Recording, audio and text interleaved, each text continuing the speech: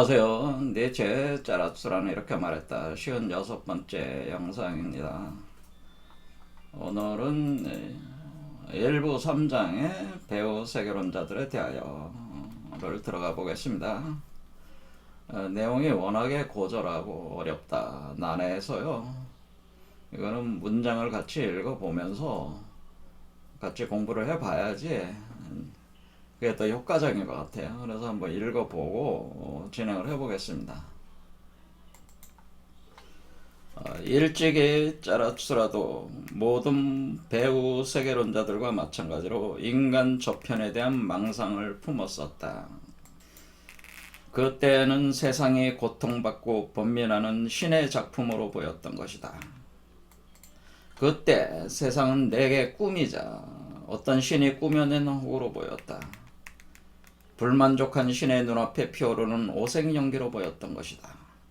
선과 악, 기쁨과 고통, 그리고 나와 너. 이것들은 창조자의 눈앞에 피어오르는 오색 연기련이 했다. 창조자가 자신으로부터 눈을 돌리려 했고 바로 그때 이 세상을 창조했다고 말이다. 자신의 고통으로부터 눈을 돌리고 자신을 잃는 것은 고통받는 자에게는 도취적 쾌락이다. 도취적 쾌락과 자기상실, 한때 세상은 내게 그렇게 보였던 것이다.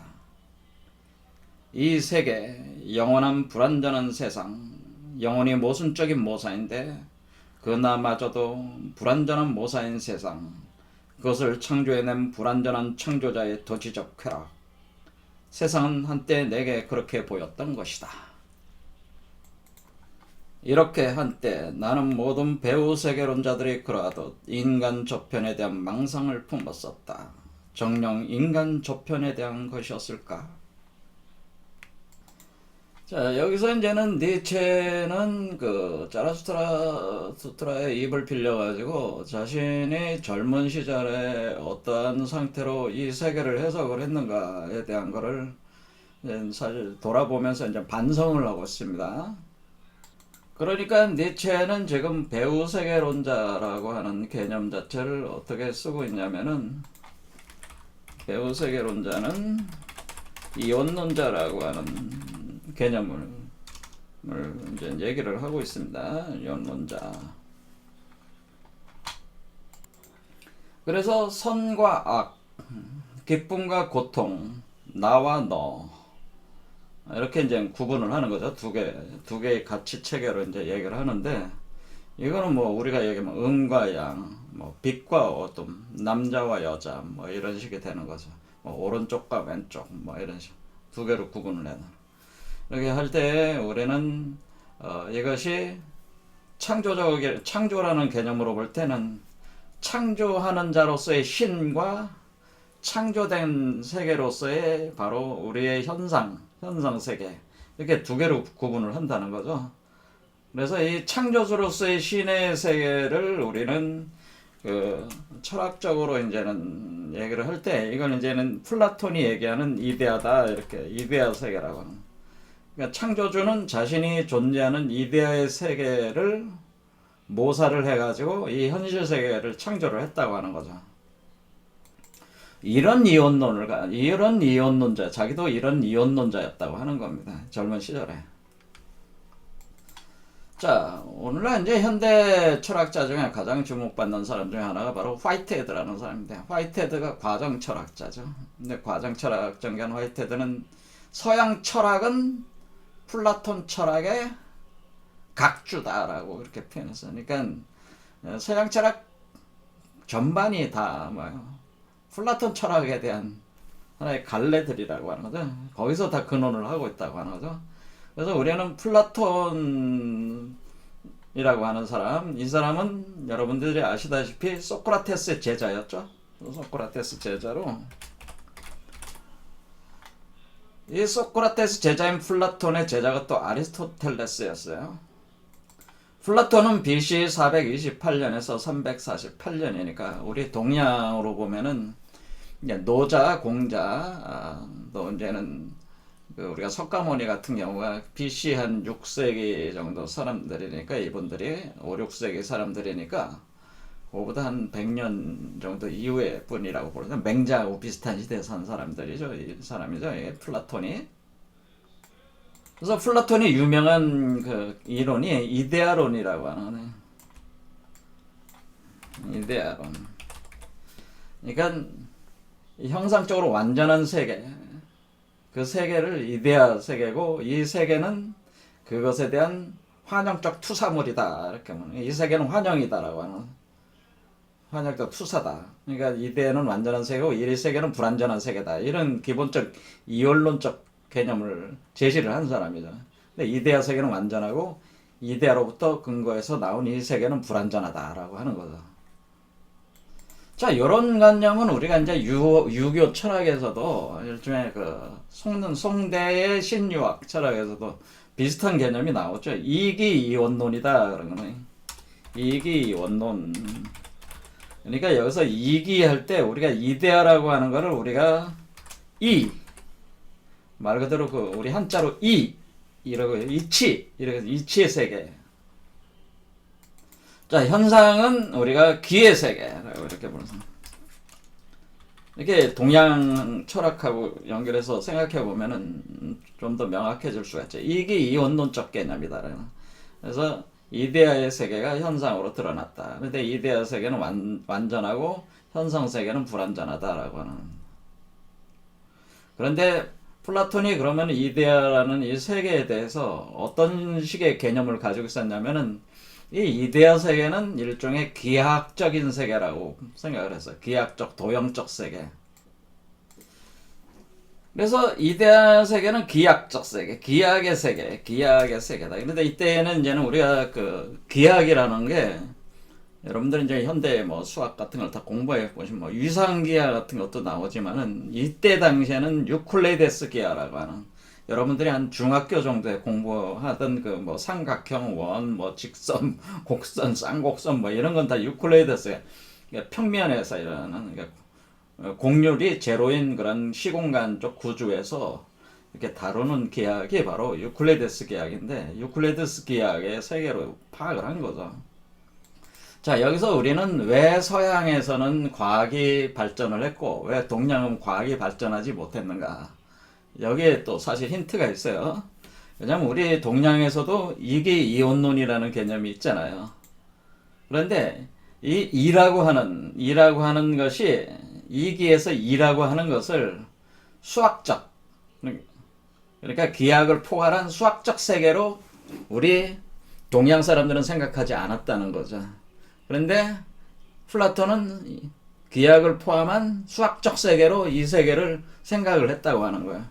그러니까 여기서 아주 근본적인 차이가 발생을 한 겁니다. 그래서 서양에서는 그 이 이데아적인 세계를 파악하기 위해서 수학, 그러니까 대수와 기하를 발전을 시켜 나가는 거죠.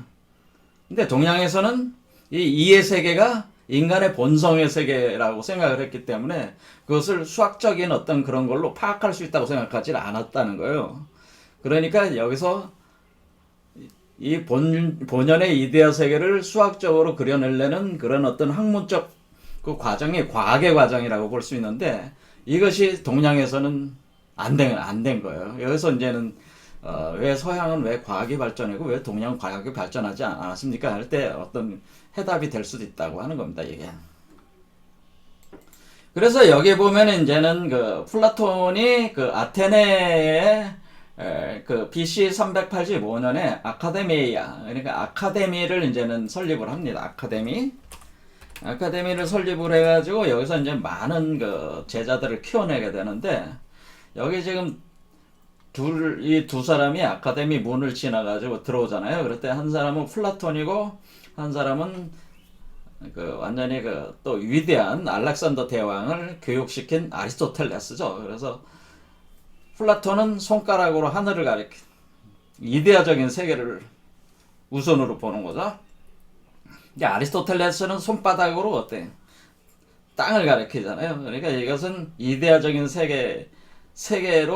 세계보다는 어때? 현실 세계, 현상적인 세계를 더 중시 여겼다고 하는 그런 그림으로 이렇게 표현을 한 거죠. 근데 아리스토텔레스도 그래도 결국에는 이 이데아적인 세계를 기초로 해가지고 현상 세계에 대해 좀 더 가치를 더 부여를 해보려는 그런 시도라고 볼 수가 그런 점에서 이걸 봐야 되는 거죠. 그럴 때 여기 이 두 사람이 이 문을 통과해 들어올 때 요 문 아래에 뭐라고 쓰여져 있다고 했냐면은 뭐라고 그러냐면요. 요런 글귀가 쓰여져. 기하학을 모르는 사람은 아카데미에 들어오지 마라.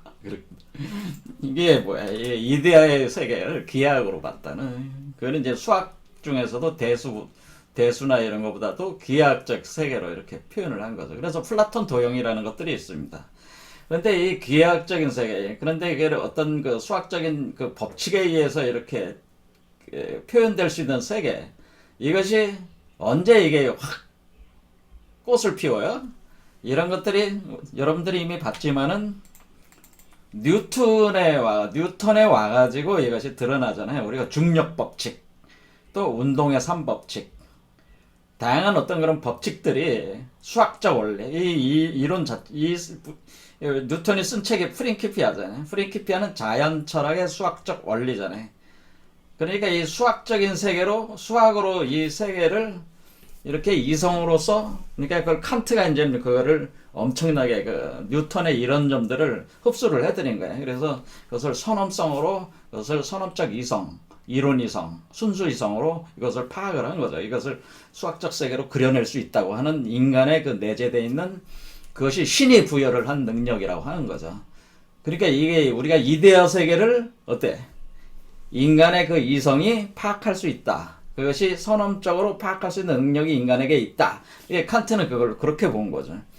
그러니까 결국 이데아 세계를 사실은 뉴턴이 지금 뭐란 거예요? 이데아 세계를 그려낸 거죠. 그게 수학적 세계로 그려놓은 거. 그걸 보여준 거지 실제로. 그리고 이데아적인 어떤 그런 세계를 수학 법칙으로 표현한 거를 직접 현실에 적용을 하니까 다 맞아 이게. 그렇죠. 엄청난 그 효과를 발휘를 하니까 플라톤 얘기가 맞구나 이런 생각을 할 수밖에 없는 거죠. 이게 이제 계속 오면은 어때? 이게 오면 이제는 아인슈타인도 똑같은 사람이다. 아인슈타인도 이 양반은 1879년에 1955년에 1905년에 특수상대성 이론을 이것은 빛과 중력이죠. 빛과 중력을 해서 우리가 중력을 다루는 뉴턴 역학과 빛을 다루는 맥스웰 전자기학을 연결을 해가지고 당시에 그 문제가 되었던 어떤 그런 빛의 그 속도에 관련된 문제들을 이제 해결을 하는 과정에서 시공간의 상대성을 이제 파악을 하게 된. 근데 이것은 등속도 운동 세계에서의 파악이었고 이것이 더 확장이 돼서 일반 상대성 이론으로 더 보편적 이론으로 된 게 1916년에 그걸 가속도 운동까지 해서 보편적 이론 체계로 만든 게 바로 일반 상대성입니다. 그런데 일반 상대성 이론을 수학 법칙으로 파악을 해서 제시를 한 게 바로 중력 방정식이라고 하는 거예요. 이 중력 방정식은 여기서 핵심으로 주로 쓴 게 뭐냐면은 리만기아라고 하는 리만기아. 기하학도 유클리드 기하학이 있고 비유클리드 기하학이 있는데 당시에 비유클리드 기하학에서 리만이 이미 오래전에 그 구성을 해냈던 그런 기하학적 세계, 그 리만 기하를 채용을 해가지고 중력 방정식으로 해석을 하게 됩니다. 이것을 표현을 하게 됩니다. 그러니까 이거 봐. 이것도 하나의 기하학적 세계잖아요. 그렇죠. 기하학적 세계로 우주 중력 방정식을 표현을 수학적 대수적 법칙으로 이렇게 또 표현을 했으니까 이거 가지고 현대 우주 물리학이 지금 발전을 해요. 이 방정식 하나 가지고. 그러니까 여기서 웜홀이라고 제가 이제 얘기하는 웜홀도 아인슈타인 로젠달이라고 하는 이 웜홀도 이 방정식을 풀다 보면은 블랙홀, 웜홀 이런 개념이 나오는 거예요. 그래서 현대 우주 물리학에 엄청난 영향, 이게 사실은 아인슈타인의 중력 방정식이 있었기 때문에 현대 우주 물리학이 꽃을 피울 수 있었다라고 이렇게 볼 수가 있는 거죠. 근데 아인슈타인은 뭐냐? 아인슈타인은 광전 효과로 노벨 물리학상을 받습니다. 이렇게 할 때 광전 효과는 빛이 입자다.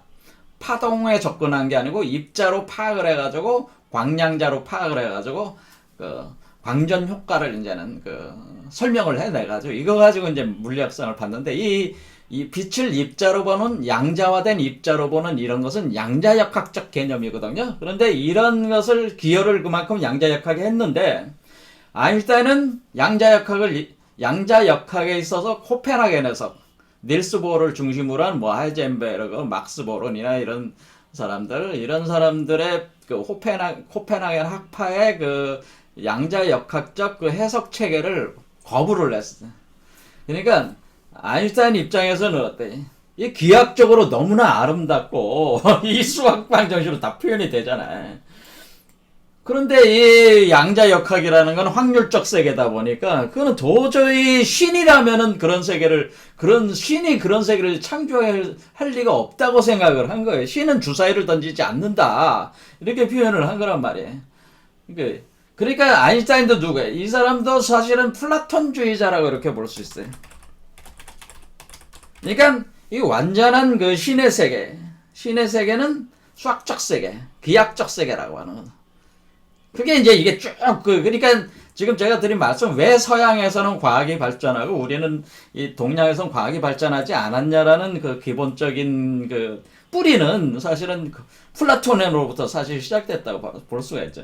플라톤이 이데아의 세계는 기하학적 세계고 수학적 세계라고 하는 것에 대한 표현을 항상 해왔기 때문에 기하학을 모르는 자는 들어오지 마라. 이렇게 했다. 자, 그러면은 플라톤은 그러니까 완전한 이데아 세계가 불완전한 이 현상 세계로 마야적인 그러니까 이 현실 세계는 망상의 세계고 환상의 세계고 그렇게 되는 거죠. 불완전한 세계고 그러면 이데아 세계는 완전한 세계고 그럼 완전한 세계는 가치 있는 세계고 그렇게밖에 볼 수가 없잖아요. 그러면 이데아 세계는 선한 세계고 이 현상 세계는 악한 세계고 이데한 세계는 쾌락의 기쁨의 세계고 천국이고 현상 세계는 어떻게 돼? 고통과 괴로움과 번뇌의 세계란 말이야. 이렇게 이제는 이원론이 이렇게 성립이 되는 거죠, 이게. 이거를 가지고 이제는 기독교에서 이거를 플라톤의 이런 사고 체계를 그대로 다 수용을 해가지고 어떻게 돼? 이원론적인 천국이라는 걸 만들어가지고 그 천국의 세계를 이데아 세계고 이 현실 세계는 고통의 세계. 그렇죠? 천국에 들어가지 못한 세계. 그렇게 죄악의 세계로, 죄악의 세계가 되는 거죠. 그래서 천국은 완전한 이데아 세계고 이 세계는 죄악의 고통에 신음하는 세계라고 하는 거죠. 그러면 우리가 이 고통으로 신음하는 이 세계, 현실 세계로부터 천국으로 가야 된다는 어떤 그런 갈망이 생길 수밖에 없는 거죠.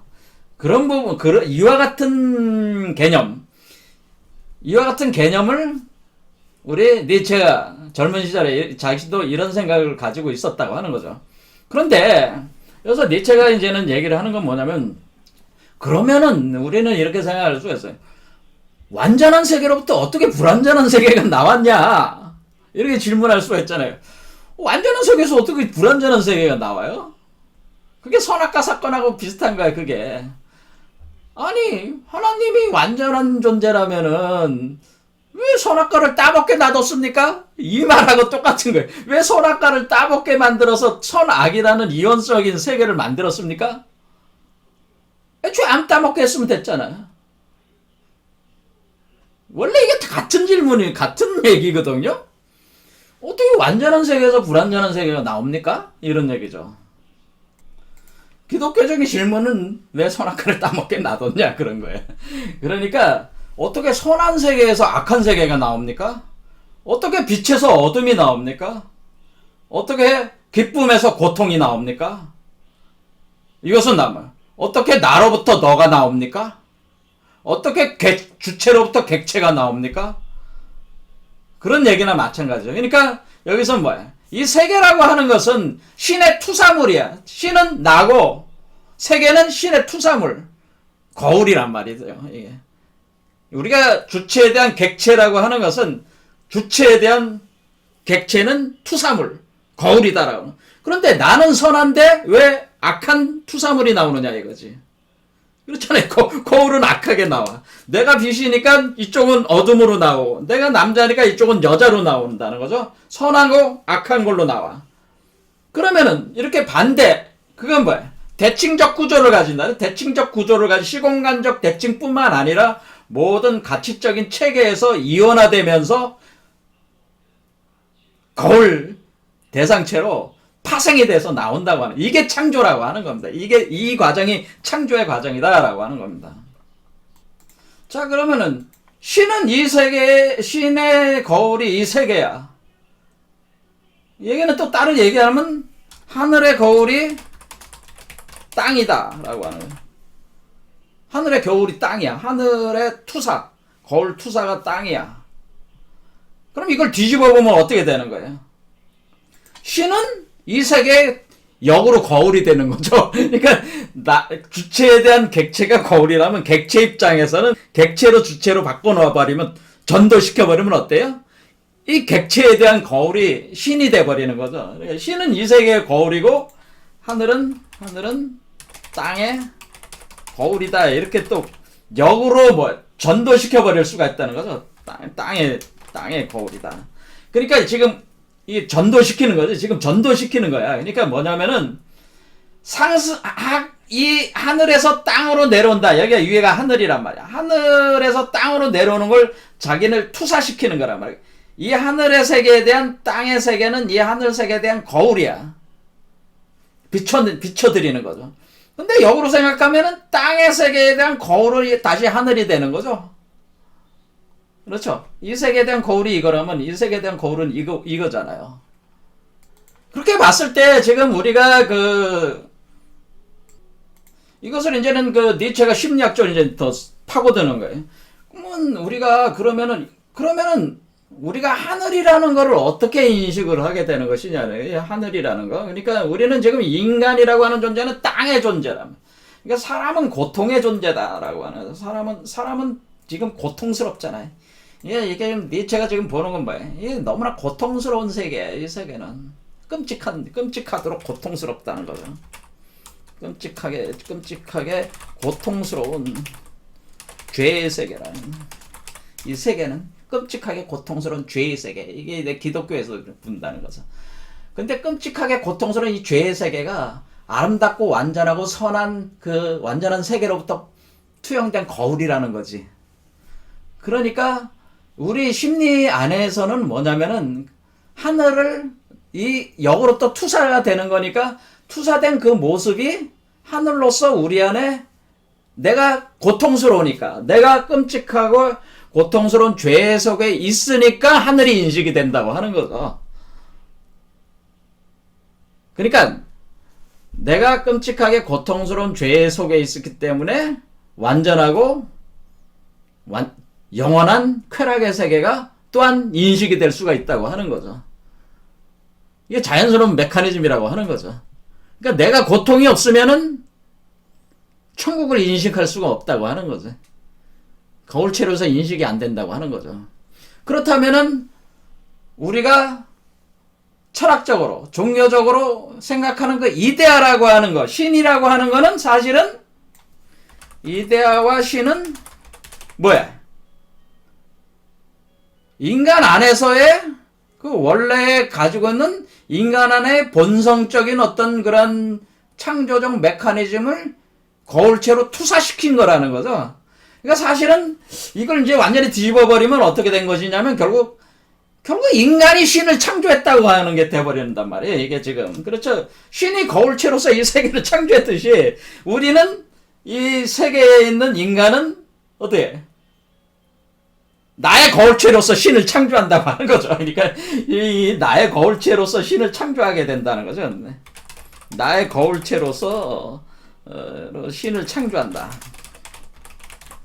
이렇게 되는 거죠. 나의 거울체로서 신을 창조한다. 그러니까 신은 창조된 것이라고 하는 거죠. 이데아는 우리가 창조한 것이라는 거죠. 마치 신의 망상이 현실이듯, 현실세계듯이 현실세계 망상이 신이다라고 하는 겁니다. 신의 망상이 현실이고, 네? 이 세계고, 이 현상 세계고, 현상 세계, 현상이라고 하겠어. 현상 세계, 현상 세계이고, 그 다음에 현상 세계에 존재하는 인간의 망상이 바로 뭐가 되는 게, 그게 바로 신이고, 천국이고, 이데아라고 하는 거죠. 그러니까 우리가, 그런데 사실은 그게 뭐야? 현실에 존재하는 인간의 망상 안에, 그 사고 구조 안에, 그 본성적 그 망상을 통해서 우리는 지혜, 알무로 들어가게 되는데, 알무로 들어가는데, 그 알을 통해가지고, 이 천국 이데아를 그릴 수가 있다고 하는 거죠. 근데 그것이 사실은 우리 안에 이미 있는 거라는, 원래 나를 투사시킨 그 거울이라고 하는 거죠. 이와 같은 개념이라고 하는 겁니다. 자, 이와 같은 생각을 이제 제가 해석을 했으니까 이거 가지고 읽어보면서 다시 해보겠습니다. 짜라추라도 모든 배우 세계론자들과 마찬가지로 인간 저편에 대한 망상을 품었었다고 하는 거죠. 자, 그러면 우리는 그 철학자나 종교를 하시는 분들은 뭐가 있는가? 현실이 너무 고통스럽고 죄악에 빠져있는 세계고, 무가치한 세계고, 그런 세계라죠. 이 세계로부터 벗어나려고 한단 말이에요. 그런데 그 세계가 내가 고통스럽고 죄악에 빠져있고 무가치하기 때문에 가치 있는 세계, 완전한 세계, 쾌락적인 세계, 천국의 세계를 그린다고 하는 거죠. 그러니까 그 망상을 품게 된다고 하는 거죠. 그러면 그걸 그림을 그리는 거지, 이렇게. 그렇죠. 자기도 그랬다는 거지. 그렇죠? 그때는 세상이 고통받고 번민하는 신의 작품으로 보였다. 그거죠. 그러니까 원래 신이 이 세계를 창조할 때 완전한 신이 불완전한 세계를 창조를 했고, 불완전한 세계 속에서 인간이 고통받고 번민하게 되는데, 이것이 바로 신이 창조한 세계라고 하는 거죠. 똑같이 그런 얘기죠. 그래서 세상은 내게 꿈이자, 그러니까 망상이고 꿈이야, 허영이야. 허영, 헛된 환영이라는 거죠. 어떤 신이 꾸며낸 허구로 보였다는 거죠. 불만족한 신의 눈앞에 피어오르는 오색연기로 보였던 것이다. 그러니까 불만족하다는 건 뭐야? 나는 완전한데 불완전한 세계가 나왔어. 그러니까 불만족할 수밖에 없는 거지. 예술작품을 만들었는데, 내가 예술작품을 만들었는데 예술작품이 불만족스러워. 나는 완전한데 완전한 내 모습을 그려주질 않아. 그러니까 여러분들이 거울 앞에 딱 섰는데 거울을 보는 내가 나를 어떻게 인식을 할 수가 있어요? 사실은 신이 왜 세계를 창조했겠어요? 신은 자기를 알기 위해서 창조를 했다는 거예요. 사실은 자기가 누군지 알려고 창조한 거야. 이게 아주 이상한 얘기 같지만은 신은 자신을 보기 위해 창조했대. 창조했다는 거죠. 왜냐면 이 세계가 신의 거울이니까 거울을 통해서 자신을 봐야 될 거 아니야. 자기가 자신이 안 보이니까 거울을 만든 거라 이거지. 근데 거울을 통해서 본 자기 자신이 너무나 끔찍한 거야. 불완전한 거야. 근데 자기는 완전하다고 생각하는데 불완전하잖아요. 끔찍해. 그렇죠. 그래, 끔찍한 세계를 만들었다 이거지. 그러니까 불만족한 신의 눈앞에 피어오르는 오색연기다라는, 그러니까 색이죠. 색계라는 거죠. 오색연기. 불로 창조를 했으니까. 불로 오색연기. 자, 그래서 그런 어떤, 이게 이제 오색연기라는 개념 자체가 이게 불로 해가지고 이렇게 창조하는, 구워내는 어떤 그런 개념인데요. 그것이 이제는 어떤 불교적으로 얘기하자면 색계를 통해서 욕계가 이제 창조되는 그런 개념이라고 이렇게 볼 수가 있습니다. 자, 그래서 선과 기쁨과 고통 그리고 나와 너 이것들은 창조자의 눈앞에서 피어오르는 오색연기련이었다. 그래서 이렇게 해서 이원성이라는 게 존재를 하게 되었다고 하는 거죠. 창조자가 자기 자신으로부터 눈을 돌리려고 했고 바로 그때 이 세상을 창조했다고 말이다. 그러니까 창조자가 자기가 거울로 딱 보는 순간 너무나 끔찍한 거야. 고개를 탁 돌렸어. 그 순간에 창조가 됐다고 하는 거야. 가장 불만족스러울 때 이 세계가 창조가 됐다고 하는 거죠. 그래서 이제는 영지주의에서는 이 세계가 너무 끔찍한 세계다 보니까 완전한 신이 창조할 리가 없다고 하는 생각을 갖게 되는 거예요. 그래서 그 완전한 신과 이 불완전한 그 끔찍한 이 고통의 세계 사이에 그 창조자를 하나 더 넣는데 그게 데미오로고스라고 하는 창조자를 또 하나 넣어가지고 그 두 개의 완충지대. 그러니까 이 세계는 완전한 그 신이 창조한 게 아니고 불완전한, 그러니까 신의 속성도 가지면서 또 불완전한 속성도 가지고 있는 그 중간적 존재로서의 데미오로고스라는 창조주를 상징하게 되고, 그 창조주가 사실은 기독교에서 얘기하는 그 창조자가 이 데미오로고스라고 하는 존재라고 영주주의에서는 이제 얘기를 하는 거예요. 그런데 하나의 해석체계예요, 이것도. 자, 그래서 자, 우리가 지금 거울을 본다는 건 뭐예요? 여러분이 거울을 보면서 남자 같은 경우는 내가 이런 걸 잘생겼고, 제가 이게 여자들도 뭐예요? 자기 거울을 보면서 자기의 꿈이잖아요. 이거 뭐 거울을 본다고 하는 거는 우리가 나르시시즘이라고 해서, 우리가 이제 그 요정이 그 맑은 물을 보고 자기가 너무나 예쁘게 생겼어. 근데 자기가 저 샘물에 그 물에 비춘 것이 자기 자신인지 모르고 너무나 아름답게 생겨서 그것을 소유하고 싶어서 그 물속으로 뛰어들잖아요. 자기 자신이라는 걸 깜빡이죠. 그게 나르시시즘이라고, 자기 자신에 대한 어떤 자기 자신에 대한 쾌락이란 말이에요. 그와 같은. 그래서 여기서 쾌락이라는 얘기가 나오는 거예요. 여기 이런 뜻이 뭐냐면, 자신의 고통으로부터 눈을 돌리고 자기 자신을 잃는 것은, 그러니까 여기서 지금 인간의 입장을 한번 보라는 얘기죠. 인간은 지금 자기가 너무 고통스러워. 자기로부터 눈을 돌리는 거죠. 돌리고 자기 자신을 잃는 것은 고통받는 자에게는 도시적 쾌락이다. 그래서 자신으로부터 눈을 돌린다는 건 뭐야? 자기 자신을 보기 싫어한다는 거잖아요. 버리고 싶다는 거죠. 자에게는 도취적 쾌락이다. 그러니까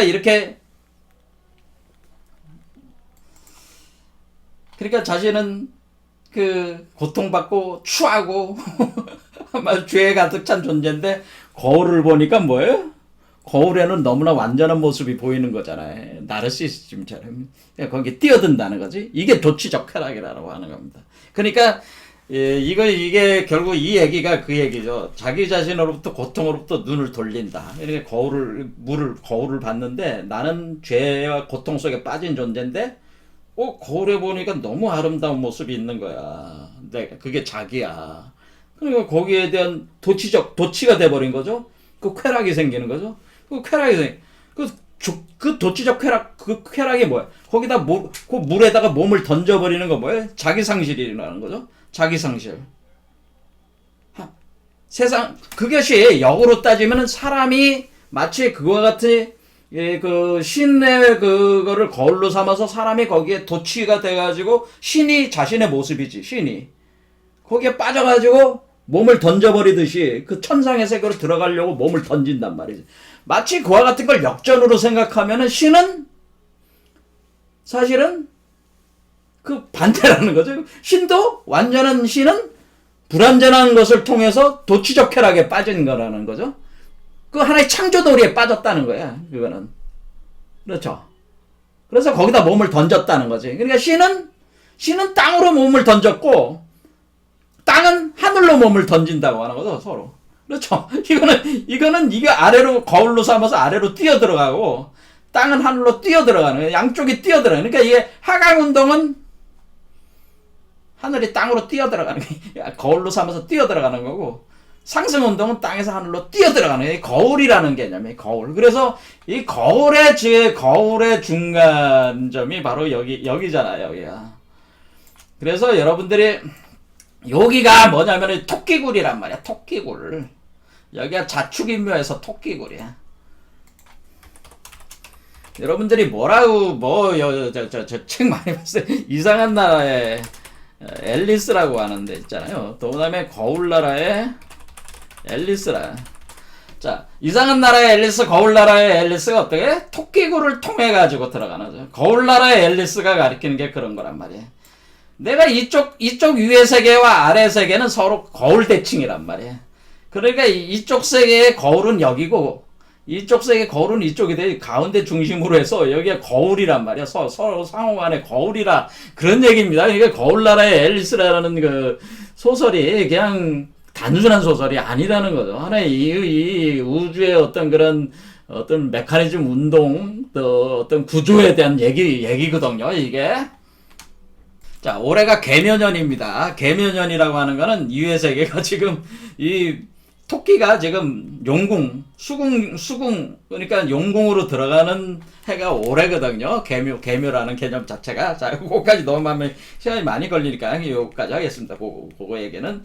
자, 이와 같이 거울나라의 앨리스란 말이야. 땅은 하늘로 투사하고 하늘은 땅으로 투사를 시켜가지고 자신이 거기에 도취가 돼가지고 자기 상실하는 과정이란 말이에요. 자, 그렇게 되면은 자, 그래서 여기서 이렇게 얘기하죠.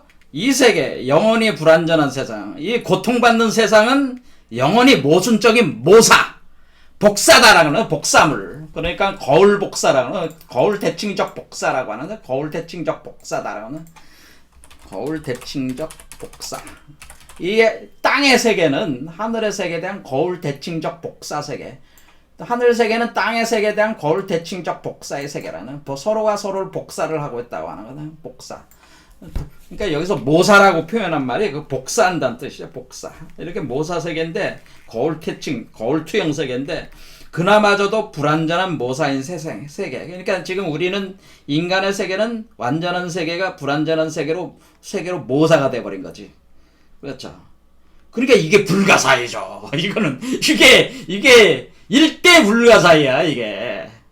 바로 이 문제를 풀기 위해서 모든 위대한 철학가와 종교가들이 도대체 어떻게 완전한 세계에서 불완전한 세계가 나오고, 불완전한 세계에서 완전한 세계가 나오는 것이냐. 이 문제를 붙들고 씨름을 한 게, 모든 위대한 종교 철학가가, 도달한 지점이 이 지점에서 고민을 많이 한 거란 말이야. 이 불가사의를 푼 사람이 이걸 풀었다 할지라도 설명하기가 어렵단 말이야. 이게 불가사의한 개념이기는. 불가사의잖아요. 어떻게 완전한 세계에서 불완전한 세계가 나오고 불완전한 세계에서 완전한 세계가 나옵니까? 완전한 세계와 불완전한 세계는 그 자체로 그냥 하나다라는 겁니다. 사실은 지금 니체가 얘기하고 싶어하는 건 뭐냐면 완전한 세계가 불완전한 세계고 불완전한 세계가 완전한 세계이기 때문에 완전한 세계에서 불완전한 세계고 불완전한 세계에서 완전한 세계가 나온 거야. 불증불감이야. 증가하는 것도 감소하는 것도 없는 그 자체로서 두 개는 그저 하나일 뿐이다라고 하는 그런 결론에 이제 도달을 하는 겁니다. 그래서 나중에는 자, 완전한 세계가 곧 불완전한 세계. 이게 사실 니체의 결론이에요. 완전한 세계가 꼭 불완전한 세계고 불완전한 세계가 꼭 완전한 세계인데 지금 불완전한 세계 속에 있는 이 현상계의 인간의 세계라고 하는 것이 완전한 세계는 이데아 세계라고 하는. 그러면 불완전한 세계에서 이데아를 이렇게 투사를 해가지고 자기를 거울에 투사하니까 이데아가 떴어. 그러니까 그 망상에 그러니까 뭐야? 완전한 세계는 불완전한 세계에 대한 집착으로 가고 완전한 세계는 불완전한 세계에 집착하고 불완전한 세계는 완전한 세계에 집착한다고 하는 거죠. 하강하려는 자는 자꾸 하강을 하려고만 하고 상승하려는 자는 자꾸 상승하려고만 한다는 거죠. 그런데 그게 사실 두 개가 하나인데 그렇게 이온화가 되지 않는 건데 그렇게 이온화가 돼서 이 세계가 된 거고 그렇게 집착이 된다는 거예요. 왜 이런 집착이 생겼을까? 이것이 아니면 우주운동이 안 되는 거거든요. 이렇게 돼야지만 우주운동이 돼야 되기 때문에 우주가 진행된 거란 말이에요. 이게 우주 법칙의 본질이라고 하는 거죠, 이게. 이게 우주 법칙의 본질이야. 그러니까 니체 입장에서 뭐예요? 그러니까 지금 니체가 얘기하는 건 뭐예요? 우리가 지금 불완전한 세계, 이 고통의 세계에 있으니까 우리가 철학자다 종교라고 하는 사람들이 완전한 세계에 집착을 해가지고 거울에 계속 뭐가 보이는 거야? 신이 보이고 이데아가 보이잖아요. 거울이니까. 우리가 이 신과 이데아에 막 집착을 하는 거예요. 천국이 보이니까 천국의 모습을 자꾸 그리는 거지 거기다. 그게 자꾸 도취가 된다는 거야. 집착이 된다는 거야.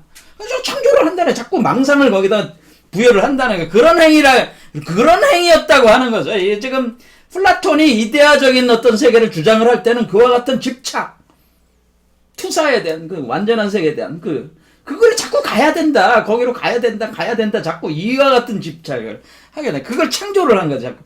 그러니까 신도 인간이 창조한 것이고 이데아도 인간이 창조한 것이라고 니체는 얘기를 하는 거죠. 이거는 굉장히 놀라운 통찰이죠. 니체는 위대한 철학가라고 이렇게 볼 수 있는 것이 이 지점을 파악했다는 것은 엄청나게 놀라운 사람이라는 걸 알 수가 있어요. 여러분은 제가 하는 말이 이해를 하시는 분이 얼마나 계신지 모르겠습니다. 이게 굉장히 심오한 얘기예요. 그때 형제들이여, 내가 지어낸 이 시는 사람이 만들어낸 작품이자 망상이었다라는 거예요. 정령 인간 저편에 대한 것이었을까? 과연 그것이 인간을 벗어난 것이었을까라고 하는 거죠, 그것이.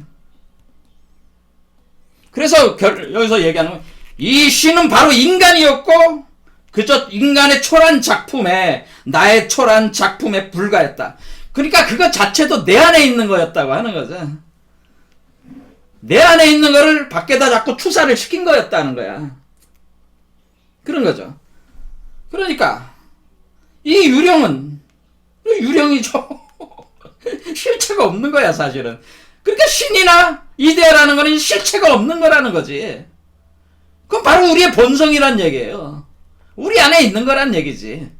그러니까 이 유령은 나 자신의 죄와 불길로부터 내고, 여기서 죄라는 얘기는 아까 오색연기로 보였던 것이다. 눈앞에 피어오르는 오색연기라는 표현하고 같아. 죄를 만들려면 뭐 해야 돼?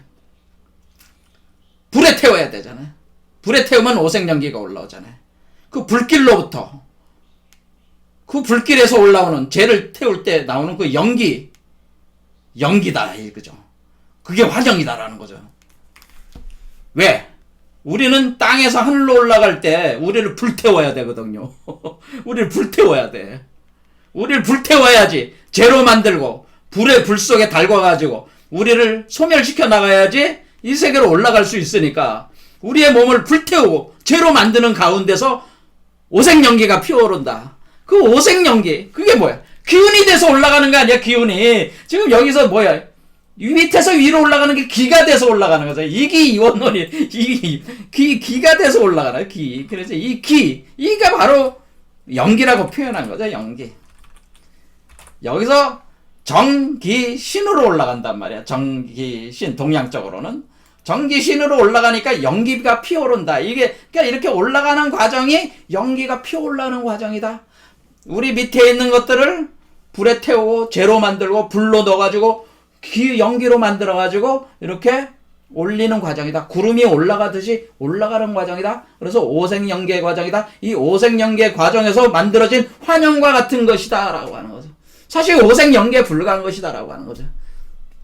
엄청나게 놀라운 통찰이죠. 이거는. 이 사람은 굉장히 니체라고 이해하는 사람이, 이 사람은 굉장히, 이런 글을 쓴다는 거는 정말, 이게 진짜, 이거를 완전히 자기의 내재화 시켜서 일체화가 된 사람이 아니면 이런 글을 쓸 수가 없단 말이야, 이 사람이. 이런 사람이 없단 말이야, 지금. 서양 철학사에서 이런 사람이 존재하지가 않는다, 제가 볼 땐.